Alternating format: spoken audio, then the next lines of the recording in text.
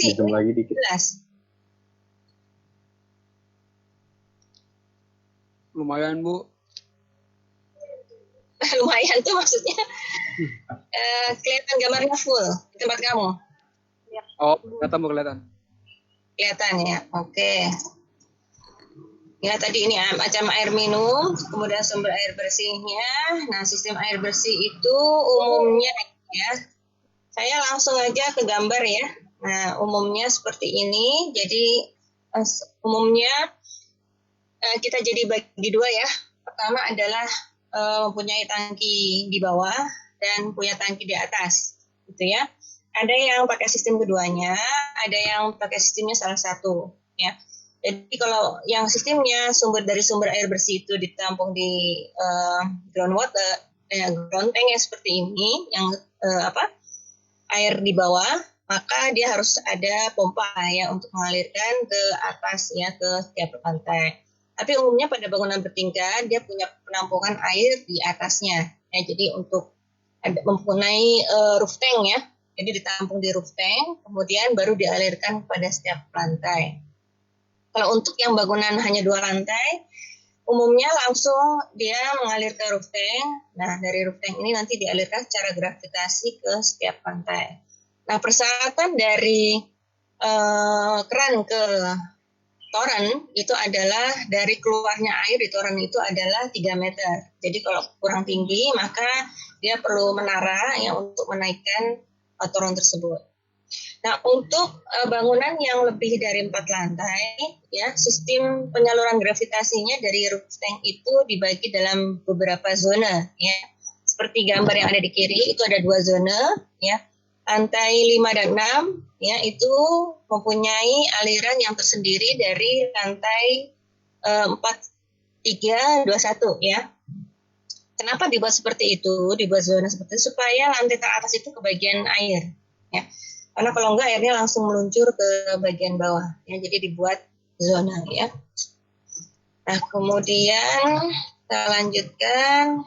Nah, di dalam gambar berikutnya kita bisa lihat ya letak toren ya. Jadi jangan lupa bahwa letak toren mungkin kita bisa membuat menara sendiri, tapi kalau bangunannya cukup tinggi kita manfaatkan bagian atas bangunan sebagai letak torennya. Nah, ini salah satu contohnya ya. Jadi atap itu dibagi 3 ya, kanan kiri, yang bagian tengah itu adalah sebagai tempat toren ya. Selain tempat toren, dia juga sebagai tempat talang. Ya, jadi dia sebagai talang atap yang ada di kanan kirinya. Kemudian dia juga sebagai tempat untuk tukang ya memaintain atap di yang kanan kirinya dan toren itu sendiri. Ya, contoh seperti ini. Jadi ada sebagian dari atap yang kita ada untuk penempatan toren dan pemeliharaan atap. Ya. Oke, kemudian kita masuk ke kebutuhan air minum. Jadi kita akan menghitung berapa volume toren yang dibutuhkan ya sesuai dengan bangunan tugas masing-masing. Untuk air minumnya dulu ya. Jadi kalau di Indonesia mungkin sistemnya bisa saja ya kalau rumah tinggal ternyata dimasak sendiri ya. Tapi juga ada juga yang tidak memasak sendiri. Tapi dia menggunakan jasa air minum. Ya, perusahaan jasa air minum itu juga nggak apa-apa ya. Jadi di sini standarnya ya menurut WHO bahwa 1 orang itu adalah 3 liter, jadi dikalikan dengan pengguna. Ini untuk air minum rumah tinggal. Jadi kalau misalnya kantor kita bisa hitung jumlah jamnya ya. Kalau misalnya kantor itu 8 jam berarti kan 8/24 ya dikali dengan kebutuhan air minum pengguna gitu ya. Nah, kemudian kebutuhan air bersih nih. Air bersih di sini kategorinya berarti air cuci ya, air cuci. Bukan air minum ya. Jadi sesuai dengan jenis bangunannya untuk rumah tinggal rusun ya 150 liter per orang per hari, kemudian sekolah 75. Nah, kalau seperti ini tidak perlu dikalikan dengan jumlah jamnya ya. Bisa dipakai langsung ya.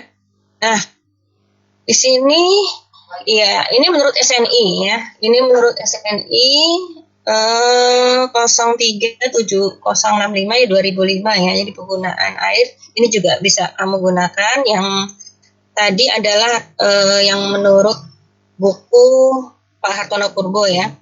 Jadi salah satu aja bisa digunakan. Nah kemudian gini, jadi sebenarnya sih banyak aturan ya, yang bukan aturan tapi acuan yang bisa kita pakai berapa kebutuhan liternya, ya. Tapi biasanya kita pakai SNI. Nah, tapi kalau saya sendiri, saya biasanya pakai yang Pak Hartono Purbo ya.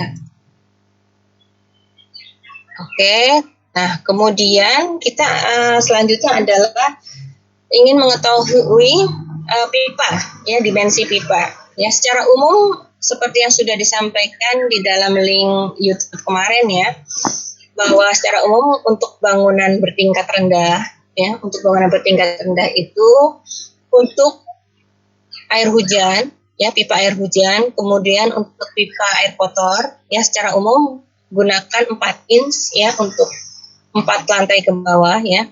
Kemudian 5 lantai, 6 lantai gunakanlah 6 inch ya, seperti itu. Namun kalau kita ingin menghitung dimensi pipa secara detail, sebenarnya ada 2 panduan. Yang pertama adalah dengan sistem tabel. Yang kedua adalah dengan sistem menghitung, gitu ya. Nah, yang saya tampilkan di dalam PPT ini adalah sistem tabling, ya, karena kita tidak dalam mata kuliah tentang hidrolika, gitu. Nanti kalau kamu dapat mata kuliah tentang hidrolika, maka hitungannya adalah yang pakai rumus Q sama dengan sekian-sekian, gitu ya. Nah, di sini karena kita ingin, mengapa perlu diketahui dimensi secara umum, karena nanti pipa-pipa ini akan masuk menerobos konstruksi bangunan kita, gitu ya. Jadi kalau kita terbayang dimensinya, maka nanti peletakannya itu tidak mengganggu konstruksi bangunan atau pengaturan denah ya yang sudah kita lakukan. Tapi pipa-pipa ini akan menyesuaikan dengan pengaturan tersebut. Oke. Maaf ada yang lewat. Ya. Nah, kemudian kita lanjut ke yang ini ya. Perhitungan pipa ya. Nah, di sini ada closet, wastafel ya. Kemudian nanti kamu baca sendiri aja ya. Ini sistemnya tabelling. Ya, nanti ada presentasi. Jadi secara umum gini, kalau pemakaian air bersih ya pakai nanti pas masuk ke keran itu pakai yang setengah inch ya. Nah, nanti untuk pipa di atasnya itu pakai yang 3/4 inch. Nanti kalau ada tingkat lagi di atasnya, maka pakai yang 1 inch. Ya, seperti itu. Jadi dari sumber, ya, keluarnya toren itu berapa tingkatan. Gitu ya, seperti itu. Jadi berapa dia, maksudnya ada pipa utama, kemudian ada pipa cabang, kemudian ada pipa cabang lagi, kan seperti itu. Ya, jadi nanti bisa kita hitung secara detail. Ya, paling tidak kalau kamu tidak menghitung, pakai panduan yang ada di dalam channel YouTube tersebut. Ya, nah ini kita mulai masuk kepada sistem air kotor ya. Sistem air bersih dulu ya, sistem air bersih, tapi nanti ini ada koneksinya dengan sistem air kotor ya. Kita bisa lihat di sini contohnya adalah denah rusun ya, yang tadi denahnya. Kita bisa lihat bahwa untuk sistem air bersihnya dari jaringan PDAM ya, kemudian di sini ada kotak meteran air, masuk lagi di situ masuk ke groundwater tank ya.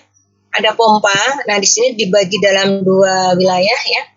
Dalam 2 wilayah, yang satu adalah wilayah unit-unit yang atas, yang satu lagi ke wilayah unit-unit yang bawah. Nah, di sini masuk pompa naik ke roof tank. Nah, dari roof tank maka didistribusikan ke unit-unit ya. Seperti itu. Oke, nah maksudnya gini.